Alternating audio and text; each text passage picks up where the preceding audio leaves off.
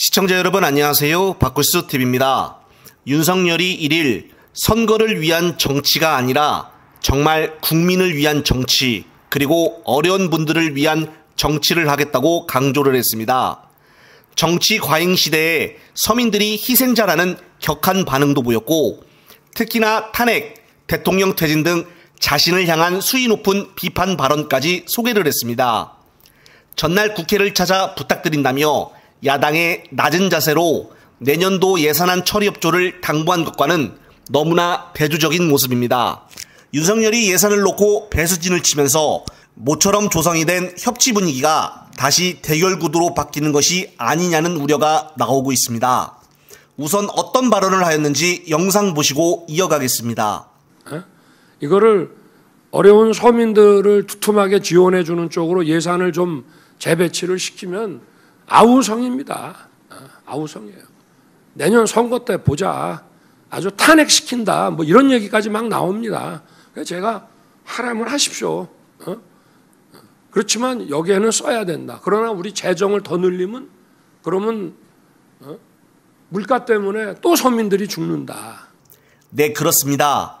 스스로 탄핵을 시켜달라고 말하는 대통령은 헌정사상 처음 보는 것 같습니다. 한편 민주당은 오늘 기다리던 총선 기획단이 공식 출범을 했습니다. 비명계의 곡소리 나는 소리가 여기까지 들리는데요. 그 이유는 비명계가 계속 사퇴를 요구를 했었던 조정식 사무총장이 단장을 맡아 내년 총선 기획단을 이끌게 된 것입니다. 단장은 조정식 사무총장이 맡고 위원으로는 현역 의원 8명, 원외 청년과 여성위원 등 4명으로 총 13명 규모로 꾸려졌습니다. 현역 위원회는 정태호 민주연구원장, 김성주 정책위원회 수석부의장, 한병도 전략기획위원장, 김병기 수석사무부 총장, 한준호 홍보위원장, 이재정 전국 여성위원장, 전용기 전국 청년위원장, 신영영 의원 등이 이름을 올렸고 간사는 한병도 의원이 맡았다고 합니다. 내년 총선 대비 민주당이 국힘당보다 빨리 조직을 꾸려 진행을 하고 있는데요. 한편 이재명 대표는 오늘 정말 어려운 민생 경제에 대해 오랜만에 토크 시간을 갖는 시간을 가졌습니다. 바로 오후 국회에서 열린 민주경제 토크 토론회에 참석을 한 것인데요. 이 대표가 말하는 발언을 보니 예전에 힘있는 목소리로 다시 돌아오는 것을 느꼈습니다. 단식이 끝나고 다시 정치 활동을 제대로 하면서 가장 어려운 경제에 초점을 맞춰 활동하고 있습니다. 내일은 11시에 경제회복 정책에 대해서 기자회견을 갖는다고 합니다. 끝으로 오늘 있었던 이 대표의 인상 깊었던 주요 장면 보시면서 영상 마무리하겠습니다.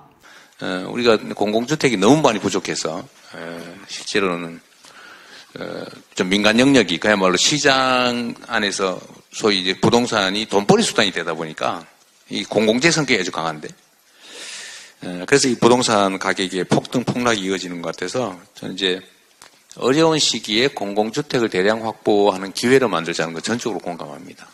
그래야 될 것 같고요. 공공주택 비율을 늘려야 되고 또 한 가지는 저는 공공택지를 정말 염가에 개발을 해가지고 왜 민간 건설회사에 그걸 파는지 이해가 안 돼요. 차라리 제 가격을 받고 팔아가지고 그 차익만큼을 뭐 공공주택 확보 비용으로 쓰든지 아니면 뭐 직접 지으면서 공사만 민간 건설회사에 주면 되는데 택지를 민간 회사에 싸게 팔다 보니까 그 택지를 사기 위한 가짜 회사들을 대량으로 만들지 않습니까?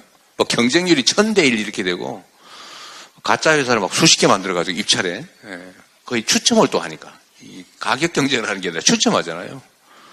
그러다 보니까 이게 무슨 복골복도 아니고 희한한 정책들을 하고 있는데 그것도 좀 근본적으로 좀 고쳐야 될 게 아닌가 싶은 생각이 들었습니다. 그건 제 의견이고